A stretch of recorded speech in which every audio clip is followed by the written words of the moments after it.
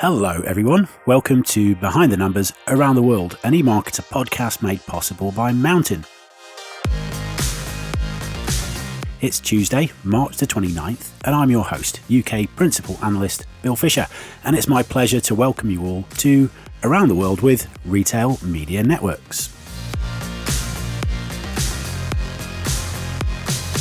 Welcome folks to a Behind the Numbers show that takes you around the world looking at what various countries are doing in the worlds of commerce, media and advertising.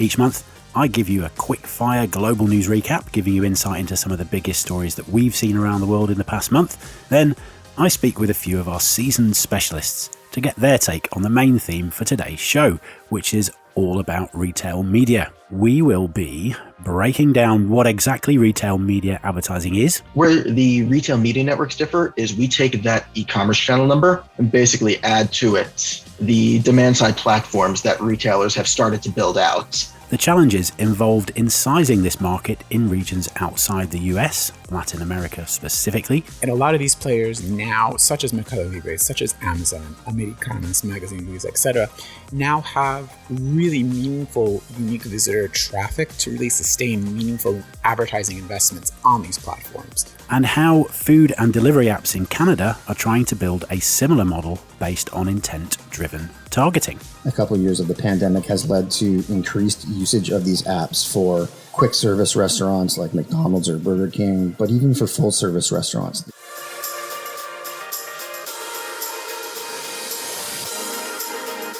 So, before I introduce my first guests, let's dig into some of the biggest stories from around the globe this month in our Not New Anymore segment, 3 in 3.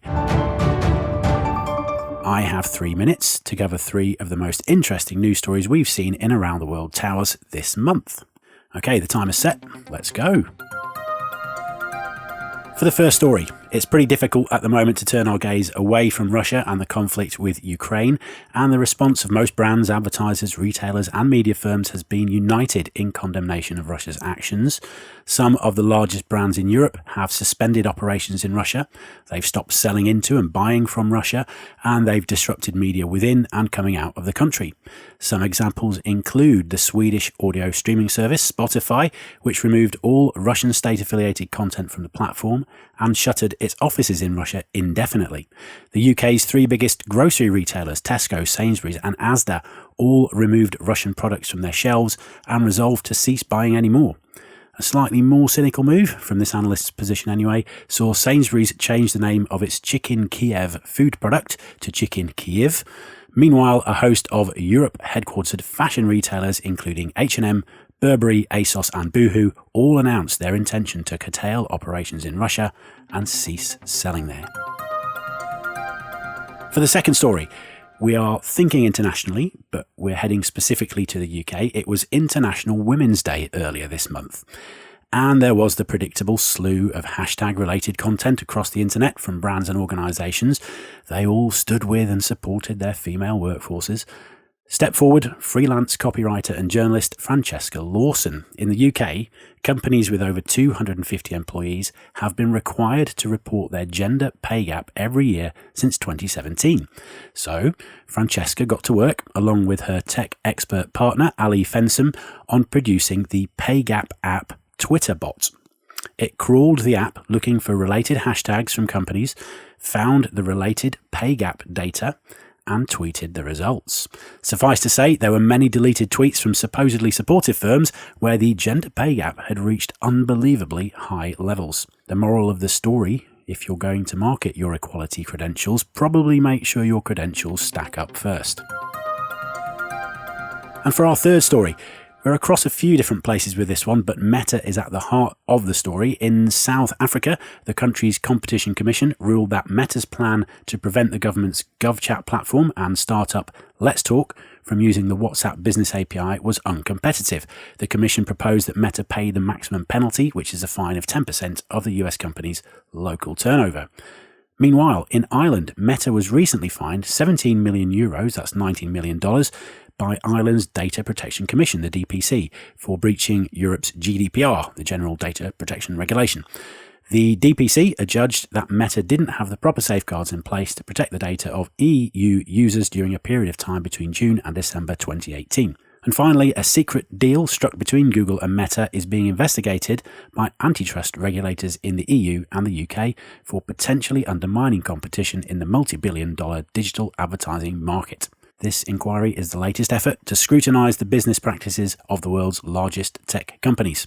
The duopoly, as we often refer to them, Google and Meta, is coming under intense scrutiny and indeed competition. That's my 3 and 3. And we're going to be talking today about a key part of that competition that the duopoly faces, actually, because in many markets, the duopoly is becoming a triopoly, with Amazon becoming that third player, a key competitor in the advertising space. In its latest earnings calls at the beginning of last month, the company disclosed that it had sold over $31 billion in ads on its platform in 2021, making Amazon a bigger ad platform than YouTube. So, with that all in mind, it's time to meet our first guest, who has been spending a lot of time researching retail media networks of late in Latin America. Matteo Ceurvels is our senior analyst for Latin America and Spain. Hello, Matteo. Hello, Bill. Great to be here. Great to have you. And we have a bonus guest in this section too, I'm excited to say. I'm delighted that our senior forecasting analyst, Peter Newman, is with us. Hi, Peter. Hey, Bill. Great to see you. Great to have you. Now, I'm excited to talk to both of you about retail media, but before we do, you both have the privilege of taking a guess at my Britishism this month. Peter, you might be new to this, so this is what happens. I give you a Britishism and you have a guess at what it means. But I'm actually mixing things up a little bit this time because I've mentioned on the show before that I was a linguistics and modern English language major at university. And there was a field of linguistics that always fascinated me. It's called pragmatics, and it's the study of meaning in interactional context. So, for example, when you say, could you open a window? You're not literally asking someone about their ability to open a window. You're requesting that they open a window, right? Now, in Britain, there are so many phrases that don't carry their literal meaning when used in a certain context, and the famous British politeness often plays a role here. So I have a British phrase for you both, Matteo and Peter. I want you to interpret it. You can do it literally, which should be easy, but I want you to think pragmatically as well. Okay, so the phrase is, we should do this again sometime. What do I mean when I say that? I never want to do this again. Perfect. That's exactly it. This, by the way, is from a fantastic book. It's called Very British Problems by Rob Temple. If anyone wants to read that, it's really good fun. And it talks to this British sensibility of politeness. You know, we don't like to let people down, so we always give the impression that everything is fine and dandy when in actual fact we're thinking the exact opposite. So a little insight there into British psyche. Next time a Brit utters that phrase, don't necessarily suggest the next date for a meetup. Just warning you. Well done, by the way, Peter. That was an excellent guess. Did you know that, Matteo?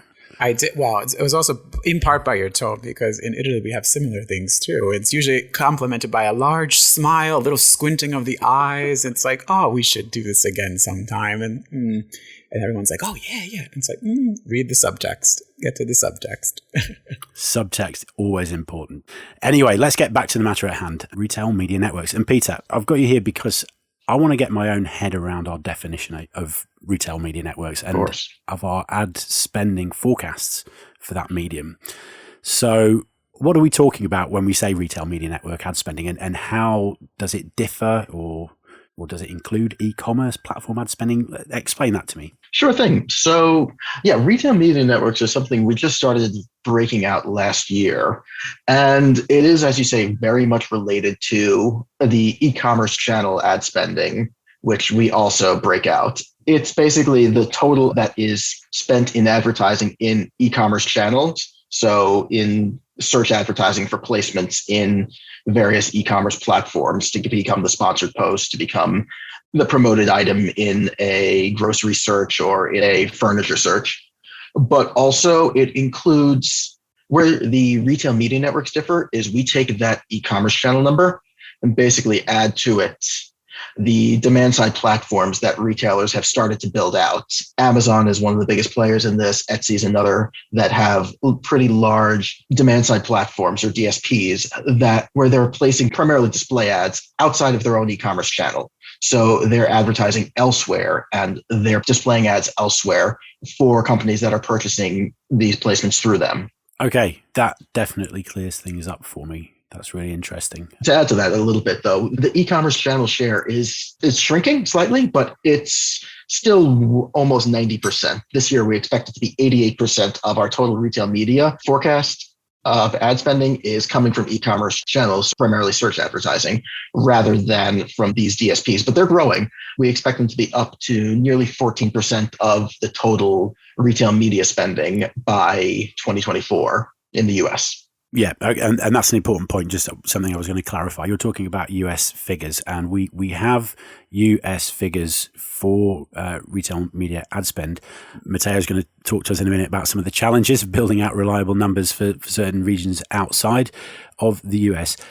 I wonder if you could just give us a really quick insight as to how we've built out these forecasts for the US and how much of a challenge that may have been. Sure thing. So these metrics were a bit difficult to get a full handle on. It took us a while to really expand. We were looking at e-commerce channel, but to really expand, and we recognized that these DSPs were growing, and that especially Amazon is by far the biggest in this, was really trying to expand its place in retail display advertising.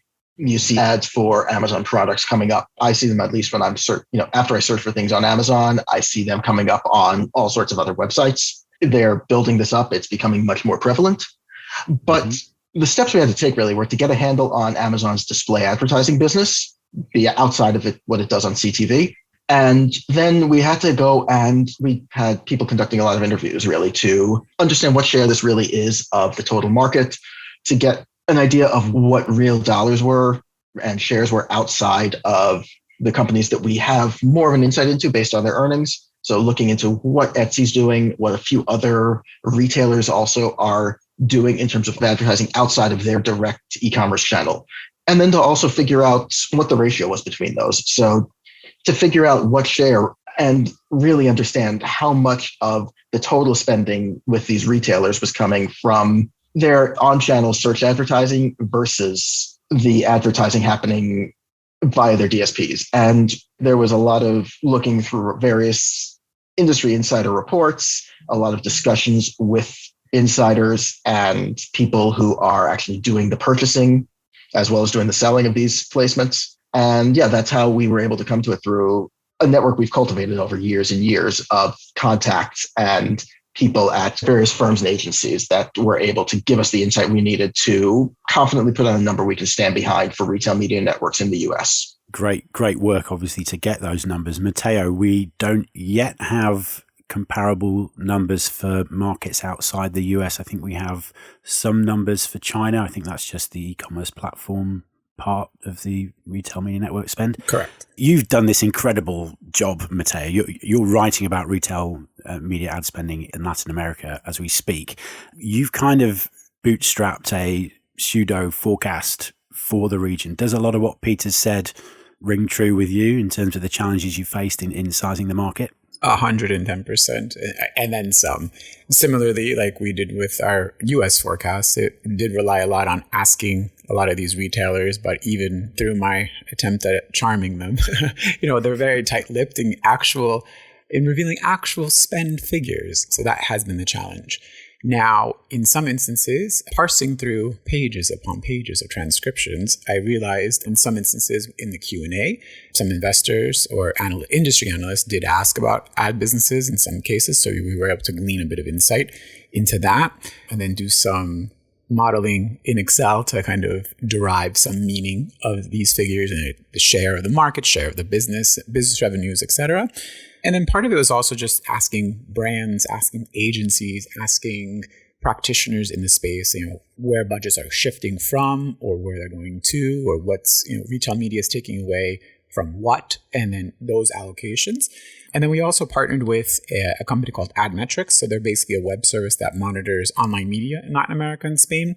They track display ad spending across basically the entire region. And they also track display ad valuations in basically 5 out of 6 of our core markets. So Argentina, Brazil, Chile, Colombia, and Mexico. So while not exactly apples to apples, at least understanding valuations will be able to give us a little bit better sense of how to size the market and discern some meaningful trends from that data. Okay, so what's the headline? How big is this market? What's the sort of growth rate? So the headline of the day is retailers in Latin America are attracting ad dollars to their advertising ecosystem. So overall, if we were to kind of put display ad valuations on equal footing as spending, valuations on digital marketplaces in Latin America have undergone triple-digit growth since the onset of the pandemic. Now, looking at it in a broader sense of market sizing, the only comparable metric I had to our US numbers to kind of draw some cross comparisons in a subset of e-commerce channel ad spending and just look at the display portion. Now, as Peter mentioned, a big majority of this spend is really from search and sponsored products, not necessarily the display angle. So display is still a very small portion of that e-commerce channel advertising share. But in the US, last year, the e-commerce channel display ad spending was around 3.5%. And then comparably in Latin America, it was about 2.4%. So it's on relatively similar footing. And Latin America is definitely, if you look at the line graphs, you see this nice Latin America shooting up really nicely. So I would imagine over the next year or two, we're going to probably most likely see Latin America surpassing the US in terms of that display share, simply because the region does over-index in display advertising more broadly as opposed to search in places like the US. Okay, I don't know if I missed this. Did you mention where budget might be coming from? So a lot of the budget we do see coming from the more traditional formats. We do see a bit of traditional TV being allocated to that. From interviews that I conducted, some event budgets as well, kind of event marketing budgets repositioned into these channels.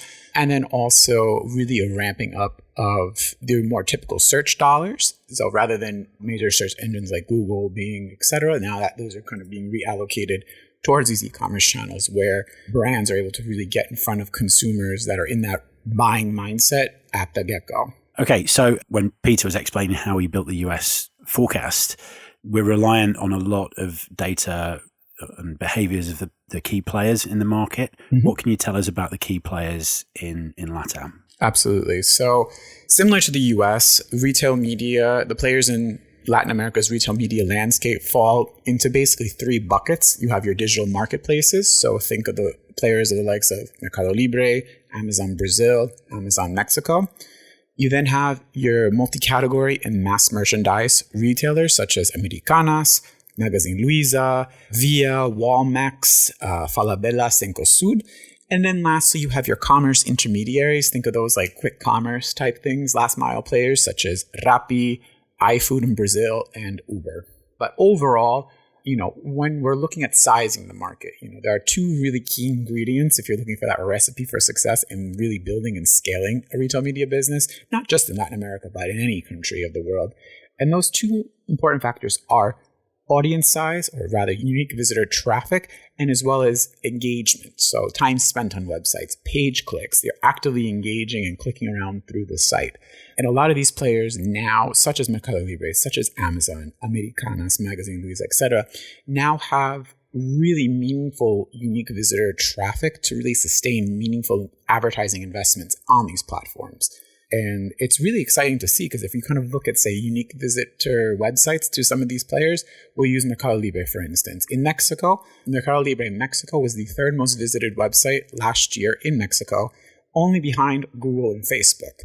Now, looking down the list, that also puts Mercado Libre Mexico's website ahead of some of the country's most prominent publishers. So advertisers looking at this, it's like, wow, these have really, this is really meaningful traffic. It now gives you pause to think, how should we go about reevaluating our strategies in 2022? So it's an interesting crossroads we're at right now.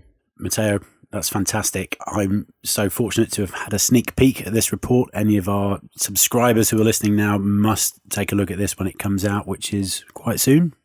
April 12th, I believe. Keep your eyes peeled for that, folks. I'm afraid that's all we have time for this segment, Matteo. Thanks for checking in. Always a pleasure, Bill. And Peter, thanks to you as well. Glad to be here. Okay, we're going to hear from our sponsor now, but don't go anywhere. We'll be right back to get a Canadian angle on this topic.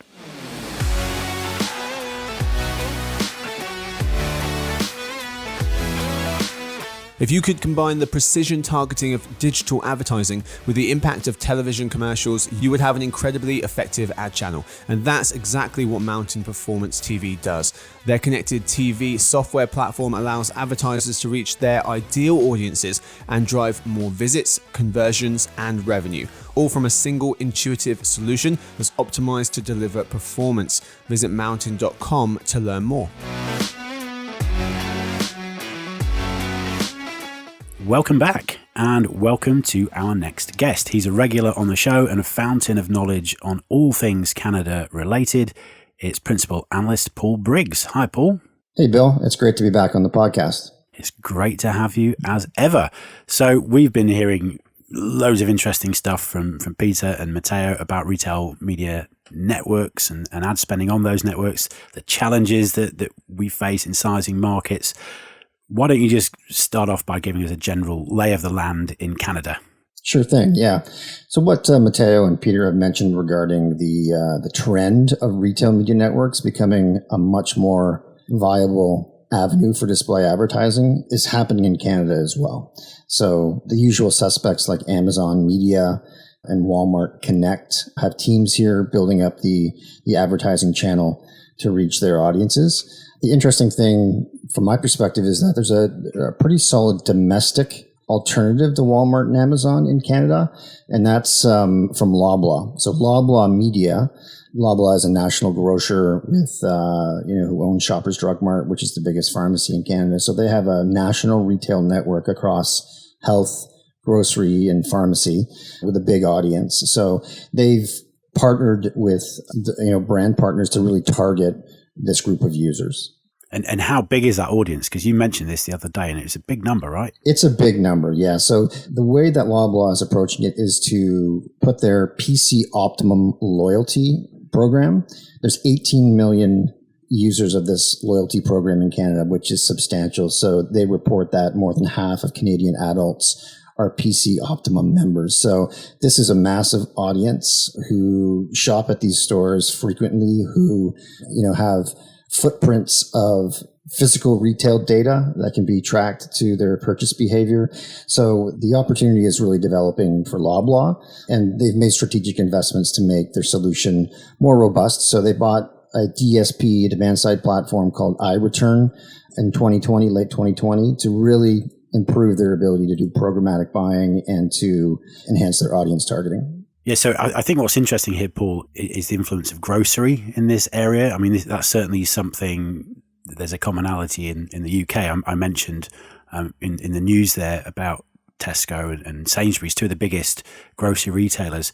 They've begun to get heavily into retail media in the past year and a half. Tesco, late last year, launched its first closed loop grocery media and insight platform powered by dunnhumby. Is that kind of how things are going in Canada as well? It's driven by the grocery retailers? Yeah, I think that's a big part of it. And to be quite honest, you mentioned Tesco for a year and a half developing this. Loblaw is launched this just before the pandemic. I think increased e-commerce purchasing in grocery, which was brought on by the pandemic, has really made this a viable channel. So, if you looked at, let's say, 2019 figures of categories of retail that had a higher share of e-commerce, grocery was always lagged more traditional e-commerce channels for like apparel or electronics. So grocery was lagging, but 2 years of a pandemic has sort of changed that trend. Delivery of groceries has certainly changed that trend. So I know that Loblaw itself has a partnership with Instacart for delivery nationwide. It's sort of the media push on their PC Express delivery service right now is quite heavy in Canada. So they're really trying to push this delivery of groceries, and which is obviously enabled by e-commerce. Yeah, and this allows me to make the perfect segue. So thanks for that, Paul, into another area that I wanted to talk to you about. So you wrote a report recently about food and delivery apps in Canada, and you covered to a degree how some of these food and delivery apps, obviously benefiting from what happened during the pandemic, are trying to build out the same kind of ad business model based on intent-driven targeting. Does that the crux of what you were saying? Yep, it's very similar in terms of a lot of it is sponsored listings, a lot of it is search-driven triggers for display ads in these apps. So as we can well imagine, a couple of years of the pandemic has led to increased usage of these apps for quick service restaurants like McDonald's or Burger King, but even for full service restaurants, the usual sit-down restaurants that you might have frequented before the pandemic. These types of restaurants saw food delivery increase significantly, and a lot of that was through these apps. So companies like Skip the Dishes, which was based in Winnipeg, it is a subsidiary of Just Eat Takeaway out of Europe. So they sold to them in 2016. But that brand, Skip the Dishes, is sort of one of the leading food delivery brands in Canada. They have programs where they work with restaurant partners to create campaigns in-app to really surface their display ads and get to the top of the listing. So that's one particular example. Uber Eats is another one. Uber Eats launched this display and sponsored listings in Canada in 2020. So it launched in key markets like Toronto and Vancouver at the sort of the height of the pandemic to really try to monetize the audience that was growing for the Uber Eats particular service. And what we've seen from DoorDash in the US, DoorDash in October of 2021 launched an ad network, an ad business for their user base. So they're targeting CPG companies even, but also restaurants to really get in front of the users of DoorDash. That capability, those services are not yet available in Canada, but it seems like they're imminent, and they'll be arriving at some point soon. Okay, really interesting. You mentioned about a lot of this advertising being in-app. When we sort of compare this with the retail media networks where we have that e-commerce platform ad spend and then we have this extra stuff that sits outside that platform, is there anything like that happening with these models that the food delivery and apps are? My impression would be, Bill, that the food delivery apps are pretty much solely focused on using a smartphone to make a purchase and a search for food, whereas retail media networks like from the likes of Amazon or Walmart are across devices. So obviously mobile ad inventory, but there's a sizable opportunity for desktop ad inventory as well. Awesome. Thanks, Paul. I'm afraid we've run out of time, though. Thanks for taking some time to speak with me today. I really appreciate it. Yeah, great. Thanks, Bill. And that's it for this month's edition of Around the World. Thanks again to my guests, Paul, Peter, and Matteo. Tune in tomorrow for our Reimagining Retail podcast made possible by Mountain. If you want to ask us any questions, you can, of course, email us at podcast@emarketer.com. I hope to see you next month for another episode of Behind the Numbers Around the World. We should definitely do this again sometime, and I mean that in the literal sense. Bye for now.